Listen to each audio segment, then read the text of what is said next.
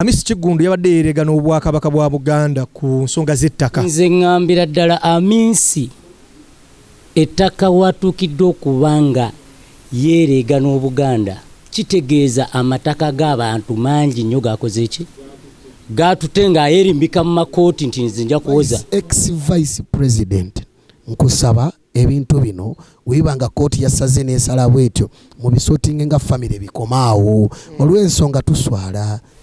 Twayagalanga nnyo ogenda okulaba Queen era nze gola abansi b'ennaku 3. Si papa polisi yakakasizza bakote n'ebizibiti oli mubbi naye njagala nkubuulire gwe bakwatira mu kitundu yabaki kati saawayo okoze byonna byokola but it is your time. You've tortured people, you've done things. Kati olaba government etuse n'ekwefuulira wakuba amasasi teri yakwatako ate ku luno wabbye bubi ate oli mubbi fala obba otya n'ogenda n'akasimu n'ogenda n'essimu n'emmotoka biki n'omukazi ebintu byasobola okutwakinga ne bafuna oli fala. Tikula sumulula byonna ebyansiba obwedda sinsitira nyiganyiga abalungi mwenna mwekumire ku NEKOZ TV. You know what it is. Subscribe olabe ebisingawo. ne original Benja tobasuwa Ku NEKOZ TV musibye mutya baganda baffe abatulaba bannayuganda mwenda gye mutulabira emitala w'amayanja e Kampala wano n'ebitundu ebyenjawulo ebyamawanga gye mutulabira. Olunaku lwa leero tuyingiddewo program bagiyita Fumita Emboozi. Ndi wano ne baganda bange nga bulijjo bwe kibeera just tuwayawayaamu ne twogera ku bibadde mu wiiki. Of course tuli mu weekend. Yessaawa katufumitemu wano tufumitemu Saturday second tulabe ekintu kiri kitya n'abafumisi batubuulire embeera ebadde etya mu wiiki bo bagirabe batya kutwaliza wamu na buli kimwe nga gye kitambuddemu. Katwogere ku stories ezikoze amawulire mu wiiki eno ze tugenda obbanga tunyumyako. Muganda wange alaba right now ku NEKOZ TV kyolina okukola kiri ekintu kimu kye tukusaba otukolere mwana wa Bama. Commenting awo video webe kunyumidde tekawo ka comment wansi awo oba osharinge mu groups ezenjawulo, WhatsApp groups, Facebook groups, mikwano gyo gyonna okitegeera baganda bo bonna mikwano gyo oli wawo na oli mukakazanyira oba okuyiribira okitegeera muganda wange kwata bukwasika sharing button yako sharing emboozi buli wamwetuule. Katandika n'abakulu bano beyanjule batubulira olunaku lwa leero ate bo lubadde lutya n'okutwaliza wamu wiiki bayisize etya ogamba otya muganda wange? Ndi bulungi ogamba otya Benja. Ndi musanyufu okubanga ndi wano naawe ku NEKOZ TV. Bampise Prince Freeman, the man for the people, omufumisi. Ndi musanyufu wiiki ebadde nnungi nnyo entambulidde bulungi wadde mubaddemu ebitali bulungi. Abantu bakuba abantu bakuba abaana naye tujja kubanga tubyogerako ku ssaawa eyo naye nga ndi good lwakuba obudde obulaba buli kiri buli awo bubuzaabuza naye we are good to go. Owakabi ogamba otya muganda wange? Nze bampita money maker Uganda omubwati abakazi abalungi temina care mukimanyi wali badde bulungi naye wankeeta nange weekend nnumye nnyo olw'ensonga tufiiriddwa abantu b'omugaso. Kyakubiri ensonga nyingi nnyo eziyise mu wiiki eno naddala ng'okufiirwa Queen w'e Bungeleza kinnuma nnyo ng'omunnayuganda olw'ensonga Uganda ng'ekkula tuli under Bungeleza so tuli muwamu era nsaasira ow'ekitiibwa Ssaabasajja Kabaka yonna gy'oli tukusaasira okufiirwako maamawo. Omukulu omulala kababuuseeko wano atubulira ekintu kiri kitya muganda wange buuza ku bannayuganda bakulaba. Neyanza mbasanyukidde ku NEKOZ TV amanya gange Rwejerengwe omufumisi. Tuli wano ku NEKOZ TV tufumitamu wiiki ebadde simbi naye tuuse Queen waffe nafa ate ne Premier League bagisazizaamu kati weekend ejja kubeera nga si nnungi ya buyongebero ate banange mu subscribing mu supporting NEKOZ TV eno tugende mu maaso mwebale. Ivan Size Wayase man amanya mpita Ivan Size Benja neyanziza nnyo kubanga ndi naawe wano mu bafumisi era olunaku lwa leero tugenda kufumita ku bintu ebitambulidde mu ggwanga ebintu ebiri mu ggwanga bye tuyise mu wiiki bibadde si birungi byonna biri awo bwe bityo. Tufiiriddwa Queen wa Bungereza kyannaku nnyo era bannayuganda tukungubage kubanga Africa tubadde tutambulira nnyo amawanga gasinga ku Bungereza nga Uganda naddala East Africa. Uganda ekkula kale n'olwekyo tambuliraawo ku NEKOZ TV mutulabe mutuwe ebirowoozo byammwe naffe tubawe ebyammwe kuba ffe tulina ebirowoozo bingi nnyo era tugenda kufumita ku buli kimu ekiruma eggwanga. Butereevu baganda bange katandikirewo n'okufumita emboozi katuzitandikirewo wiiki eno olunaku lwabadde lwakuna wiiki eno yennyini Uganda zabadde around ssaawa 2 amawulire ne gagwa mu ggwanga nti Queen wa Bungeleza afudde. Bungeleza yondooza obudde bwabadde nga bwa lwaggulu oggulaawo wakati wa ssaawa 11 12 awo bwe kityo amawulire ne bagalangirira nsi yonna nti n'abakyala Her Majesty nti yafudde akawungeezi k'olwakuna era nga amawulire mabi nnyo kitalo ddala. Njagala baganda bange bano batubuulire bo embeera bagisanze batya okubanga Queen yatuvudde ku maaso n'abakyala wa Bungeleza n'ebyo bitonotono bibamujjukirako batunyumizeko ku mboozi mu ngeri eyo style eyo.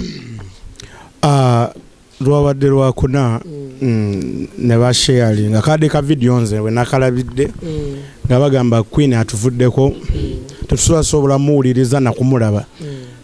Nze muli natiddemuko kuba oyo omukyala abadde w'amaanyi ndowooza be bamu kubadde bafuga ensi yonna abadde w'amaanyi nnyo muntu wa kitiibwa nnyo so ngaffe abannayuganda kyatukutteko nnyo kuba Queen adde atuwa obuyambi mu ggwanga lyaffe muno ate ayina omusingi munene muno mu ggwanga Uganda. Kyemujjukirako yajjako mu Uganda mu 2007 ebiseera bya Chogamu. Nze namulabako kuba nali nsoma naye mulabako nayimirira wabweru w'essomero ne tumulaba bulungi bwe tuti.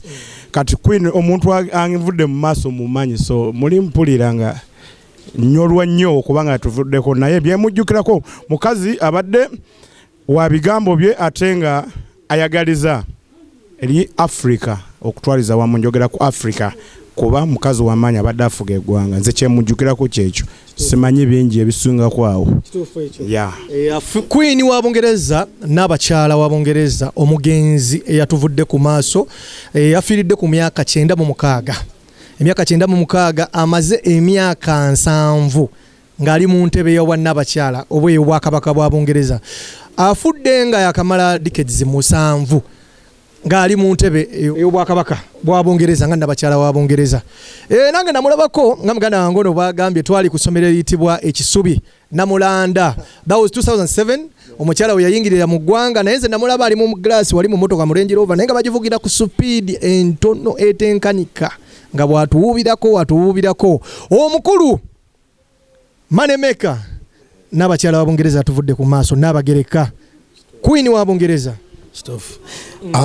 Nganze omu nja kusaasira nnyo Obwakabaka bw'e Bungeleza n'obwawano mu Buganda olw'ensonga ndi musajja Muganda nga nsiiba mbaganze kyambadde Raymond Junior nga nedira Nnyonyi Nyange n'olw'ensonga engo omwana w'ennyonyi nsaasira nnyo ab'e Bungeleza ne Ssaabasajja Kabaka wamu era ne mbasaba Mukama abeere nammwe ng'omusajja Omukatuliki nze n'abagereka oba Queen kuba n'abagereka is not a name n'abagereka kitiibwa.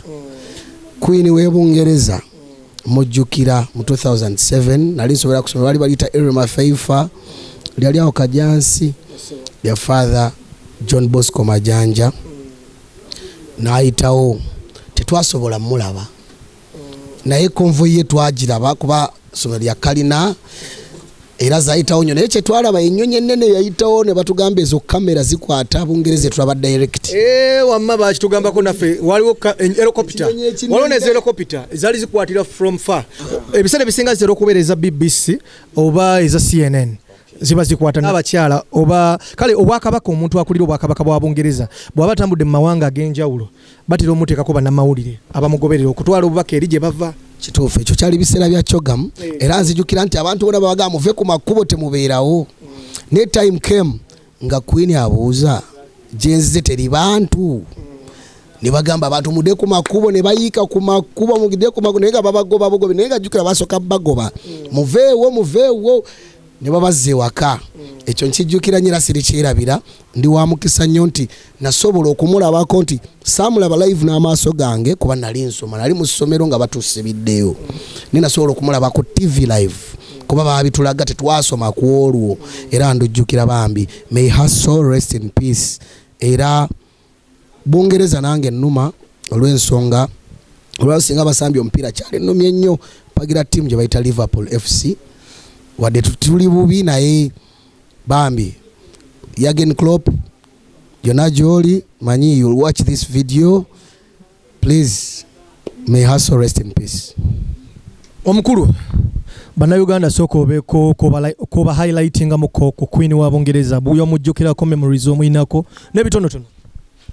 Neyanza Queen wa Bungeleza ono Queen Elizabeth II abadde mukazi wa maanyi tanga alina omutima mulungi ayambye 10 emyaka 7 gyamaze ku bukulembeze bwa Bungeleza ayambye 10 z'abaana okusoma alina scholarships nyingi Queen Elizabeth scholarship ndowooza Bungeleza ejja kugibeerezaamu ayambye abantu ababadde mu Commonwealth countries eziri bubi nnyo abayambye kubawa obuyambi obubadde buva England kugenda mu mawanga ago ga Commonwealth bubadde bungi so ndowooza tetugenda kubusubwa bananga abali eyo ebungereza abatandise olugendo weyakoma wemutandikira. I wish the Queen Her Majesty to rest in peace and I'm very sure nti kijja kutuukirira kubanga abadde mukazi wa mutima mulungi siwulirangako olutalo lwonna lwalwana n'omuntu ate afuze bulungi kubanga babadde bagamba nti Queen wa Bungeleza is the bridge of Britain and England yonna ng'ogitwalidde wamu abadde mukazi mulungi nnyo so I wish her the best to paradise. Thank you very much. Ivan Saiz chicho jukira ku Queen wa Bungeleza. Benja olunaku lwokuna ziwe namuli amawulire ago kyannuma nnyo era abantu bangi nnyo bayenyamira era nzi kyenjukira ku Queen ti 2007 bwe yajja nze ndi mwana wa ghetto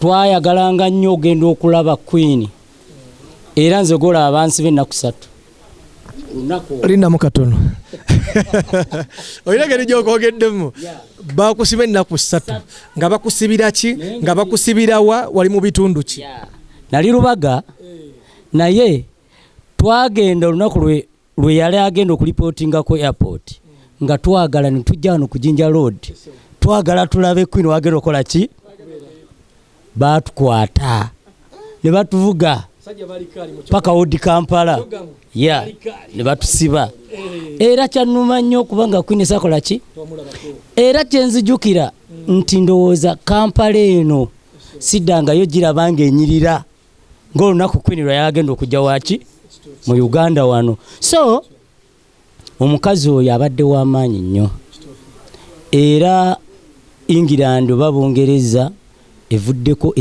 etafaali ery'amaanyi naye tumusabire alamulwe ekisa kuba Katonda yasalawo ebbanga lyamaze ku nsi nimugula mulamuzi ki kisa n'abagenda okumuddira mu bigere bakolenga ye bw'abadde akola ki babadde akola kuba abadde ayagaliza nga muntu mulungi so ku lwange kikyo Queen mukama mulamuzi ekisa kali mu mbeera eyo kitalo nnyo kitalo ddala ekya Queen wa Bungeleza.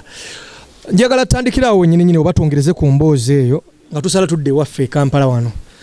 Ssaabasajja Kabaka magulu nnyondo nkiwa ali mu kunyola kwa amaanyi okuviirwako n'abakyala.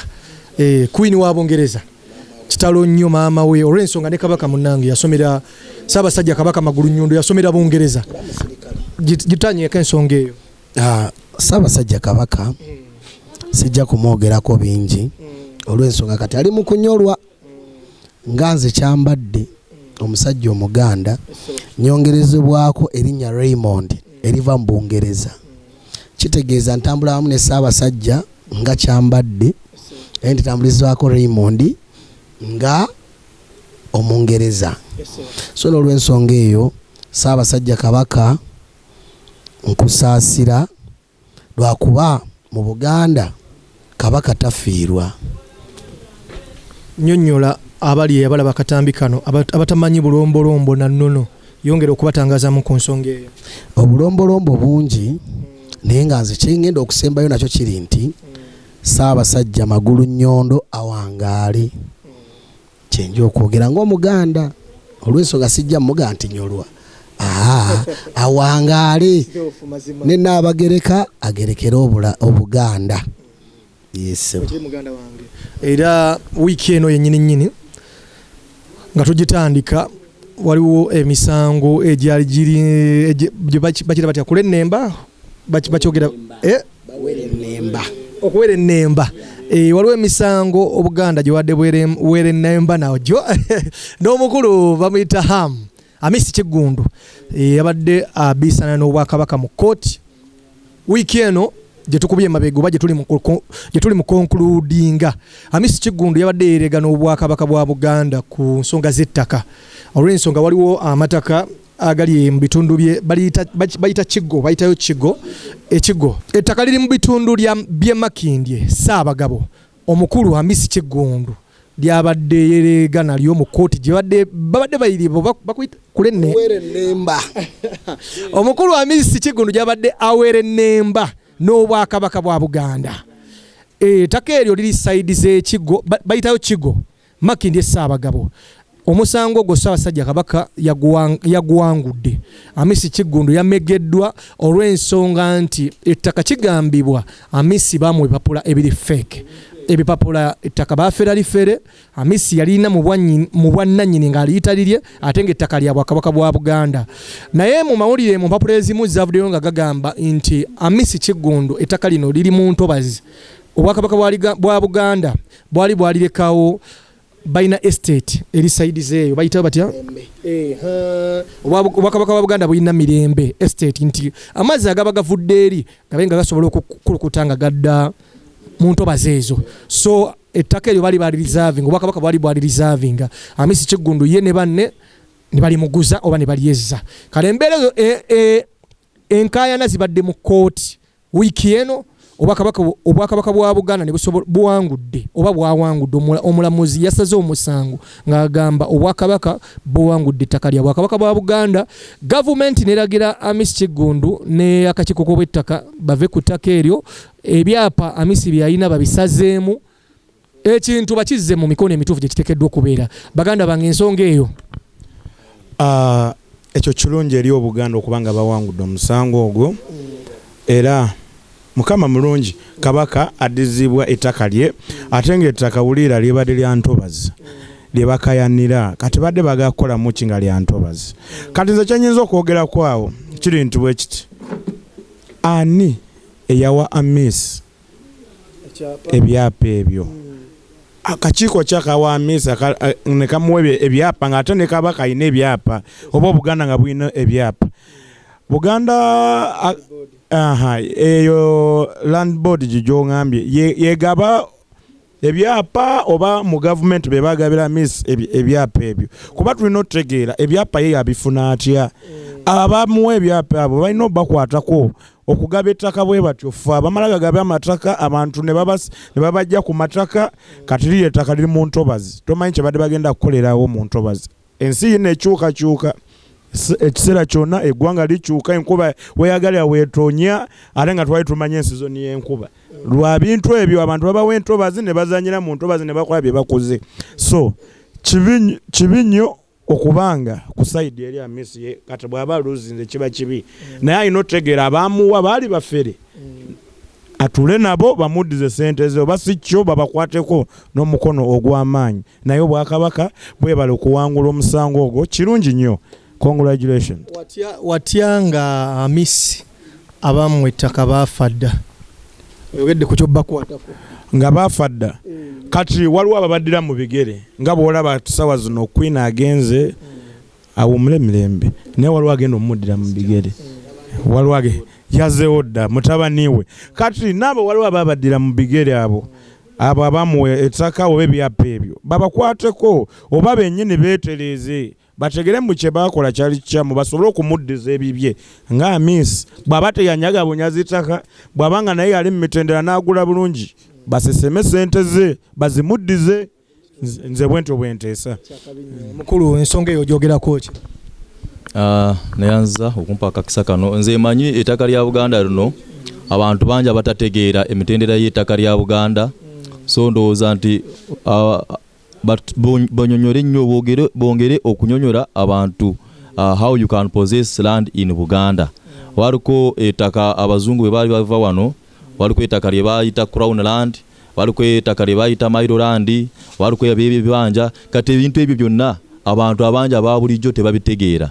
So ndowooza Hamisi next time abagenda kugula ttaka asooka ategeera agula ttaka ki. Oyinza kusanga oli ku ttaka lya Kabaka ate nga siriryo. So osooka otegeere ngula nani. Ettaka banange eno advice togula ttaka mu nkukutu. Wowulira omuntu ng'agamba nti n'ettaka olina okulugula mu nkukutu omanya nti eryo ly'abafere. Ettaka olugula nga mu lwatu olwaki okweka ate ng'otunda ttaka. So Hamisi next time bw'oba ogenda kugula ttaka osooka okebere bulungi oba ekyapa mu land weekiri kiri mu manya ki. Kubanga ettaka lya Kabaka ate kati bw'otandika kugenda ku ttaka lya Kabaka ate n'oligula ate ng'ebyapa by'ettaka lya Kabaka tebiri na wano mu Buganda. Byonna ebyapa ebyo biri ki England ewa Queen we babitereka. So that is ignorance. Nze ndowooza nti butamanya okukola ekintu ng'ekyo okukwata ettaka n'ogula ettaka lya Kabaka waliko lease. Oyagala ttaka oyinza kugenda bakuwe lease. That's why Kabaka yateekako land board eyo okusootinga ensonga ezo. Ate mbadde manyi nti Hamisi musajja wa maanyi ate musajja muyivu. Toyinza kugula ettaka ng'eryo ne bakufeera ettaka lyenkana bwe lityo. Bw'oba otegedde kyenjogera Hamisi banange otegeere engeri gye bagulamu ettaka mu Uganda oba mu Buganda. Next time weetereeze ekyo kye mba nsobola kwogera n'encongratulating Buganda okwetiza ettaka lyabwe ate project ze babadde bagala kukolerawo batandikirewo. Era ng'obuwanguzi Obuganda bwatuuse ku buwanguzi yogayoga bene. Muganda wange comment ki gy'oyinza okuwa ku nsonga eyo? Yogayoga Ssaabasajja oba Obuganda buyogeyoge nabagambye ni musajja muganda Nzisegawa Ivan neddira nkima.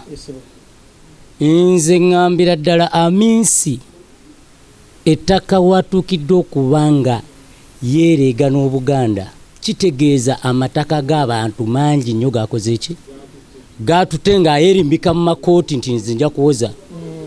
So n'olwekyo Abanayuganda bangi abakaaba abafere mu ttaka bangi. Oyo Hamisi mufere era kooti zavuddeyo lwakuba nti ttaka lyaki lya Buganda. Muganda wange ogenda mpola mufere ogenda mpola olw'ensonga abasajja balina n'etteeka lye batusuddemu eryo erya sayiba bikoze bitya. Kati otangazaamu bulungi ekyobufere genda mpola bino batukuba mu mbuga z'abateeka abasajja. Wuliriza omuntu ogenda ogula ettaka n'omanya nti ttaka lya Buganda manya lirike buli kiryogerako. Kubanga ettaka lya Buganda libeerako buli kyapa kyonna kibeerako. Ate ettaka ly'olutobazi nga nze ku kya muganda wange Freeman baali bagenda tteekawo ki? Baali bagenda tteekawo ki? Hamisi yali agenda tteekawo ki mu ttaka ly'olutobazi? Hamisi nze nkugamba ekigambo kino bwe banga bakutomeza ne baguza ettaka eryo nkusaba ddala enkyampulira omusango gwo mu kkooti nguwabira abantu abakuwa ebyapa ebyo. Mpulire naye ng'awaabidde abantu abakola ki abamuguza ettaka eryo. Tokkiriza kufiirwa bw'oba nga nawe wali toyagala kola ki kunyaga. Ensonga yange ku saidi ya Hamisi.